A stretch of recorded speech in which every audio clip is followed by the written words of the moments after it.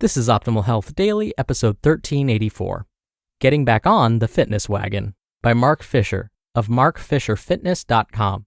And I'm your host and narrator, Dr. Neil Malik. Hey there, happy Wednesday, and welcome back to Optimal Health Daily, where I read to you from popular health and fitness blogs to help you optimize your health. Now, it is Wednesday, and like I do every Wednesday, I wanted to share with you a little bit of inspiration.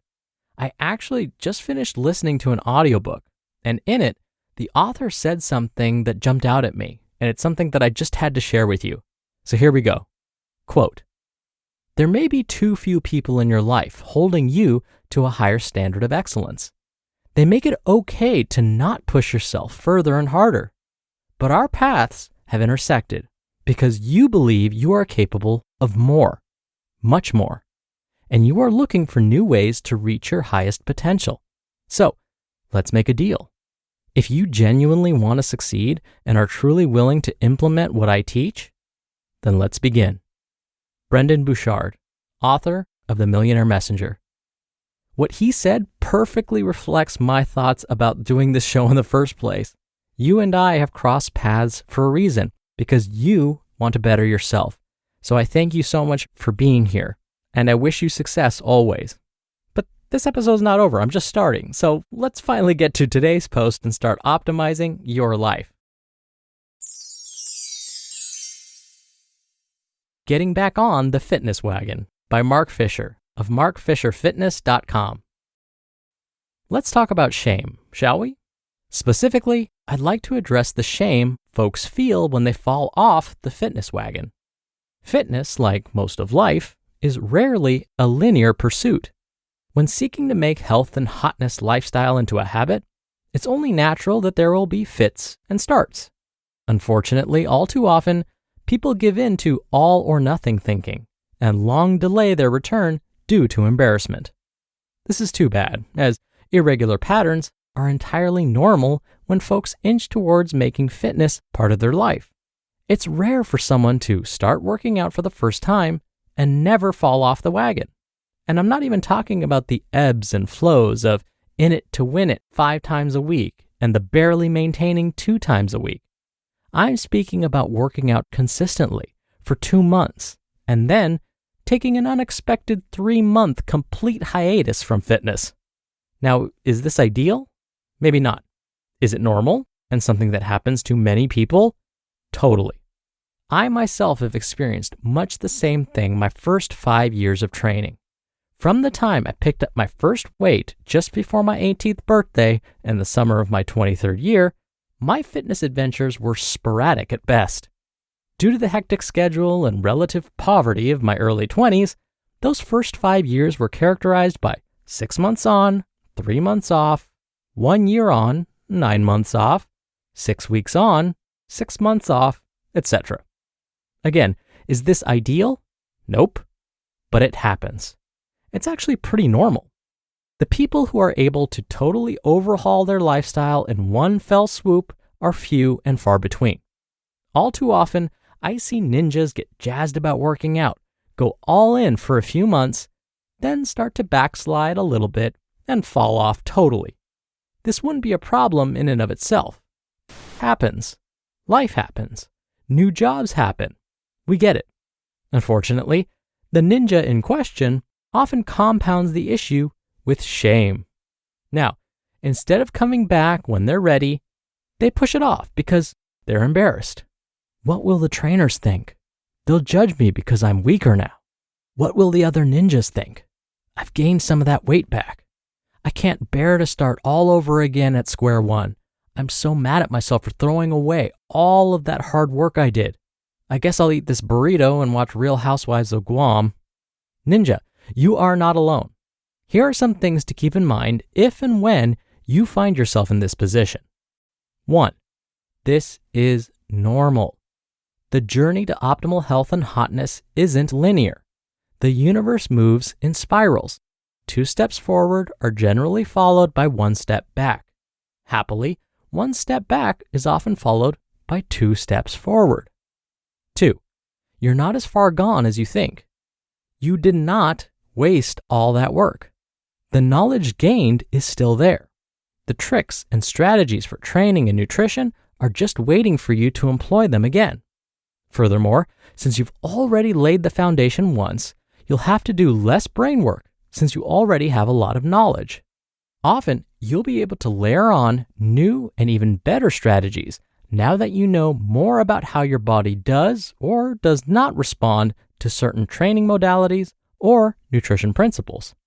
It'll take much less effort to use the recipes you had already mastered, which means now you'll be able to spend time expanding your healthful culinary repertoire. 3.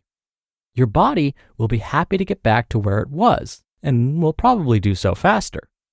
While repeated bouts of crash dieting seem to negatively affect metabolism and slow down future weight loss efforts, if you did it the right way in the first place, your body may be more responsive than you think. And for exercise, this goes double.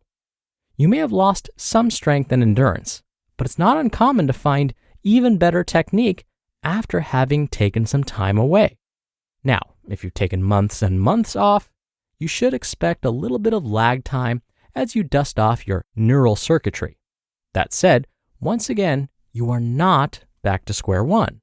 Far from it. You're much better situated than when you first began, and a new peak of health and hotness is closer than you think. So, if you're someone who was super consistent for the first 6 weeks of the year, and you're feeling a bit embarrassed that you've taken the last 6 weeks off, take heart.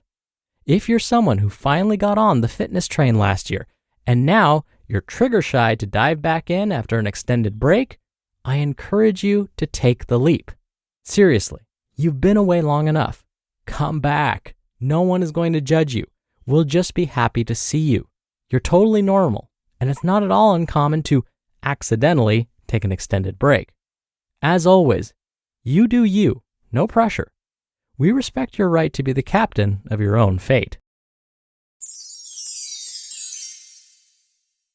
You just listened to the post titled, Getting Back on the Fitness Wagon by Mark Fisher of markfisherfitness.com.